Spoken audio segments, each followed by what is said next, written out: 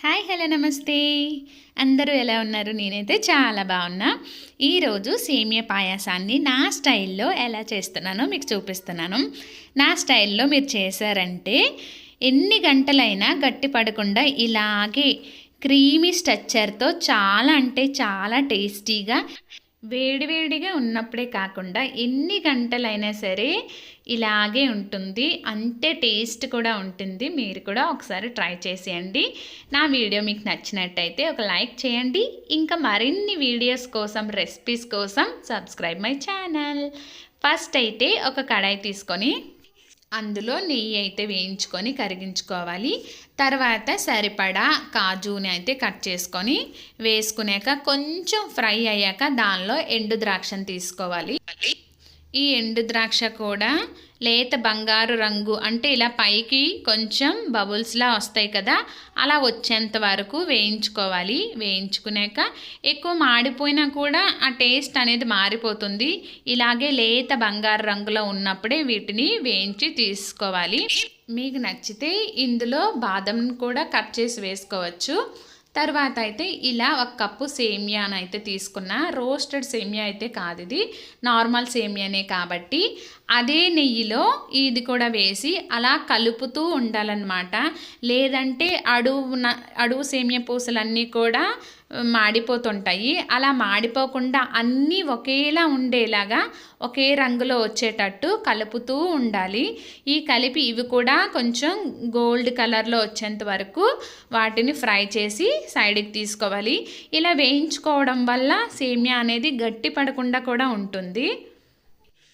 నేనైతే ఫస్ట్ ఒక glass water boil అయ్యాక అదే గ్లాస్తో ఒక గ్లాస్ పాలు తీసుకున్నాను. ఆ పాలు ఆ వాటర్ కలిపి ఒక 2 పొంగులైనా వచ్చేంత వరకు బాగా కాచుకోవాలి.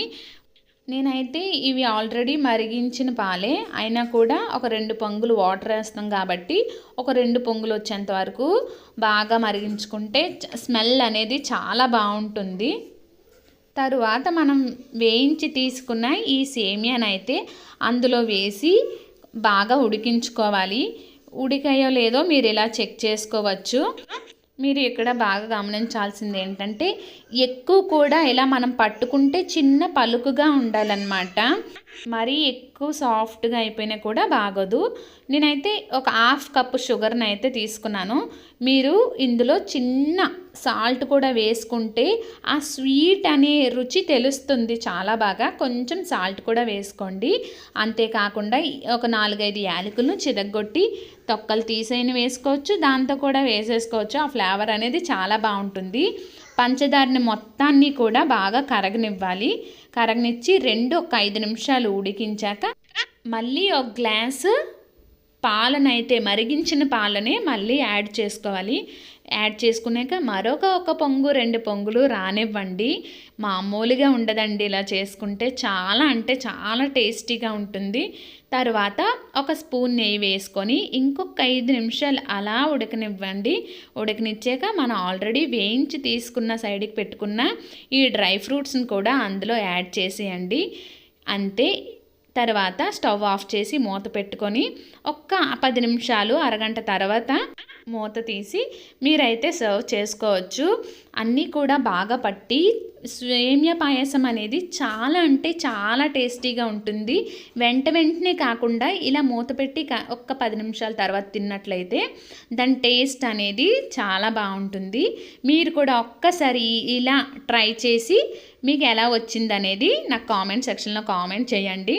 చూసారు కదా, నేనైతే ఒక 1/2 అవర్ తర్వాత అయితే ఓపెన్ చేసి సర్వ్ చేసుకుంటున్నాను. నేను మళ్ళీ చెప్తున్నానండి, 1/2 అవరే కాదు 5-6 గంటల తర్వాత కూడా ఇదే క్రీమీ స్ట్రక్చర్లో ఈ సేమియా ఉంటుంది గట్టి పడకుండా. మీరు కూడా ఒకసారి ట్రై చేయండి. ఇది ఫ్రిడ్జ్లో పెట్టుకొని నెక్స్ట్ డే తిన్నా కూడా ఇంతే టేస్టీగా ఉంటుంది. ఇది మీకు నచ్చినట్లయితే ఒక లైక్ చేయండి. Thanks for watching.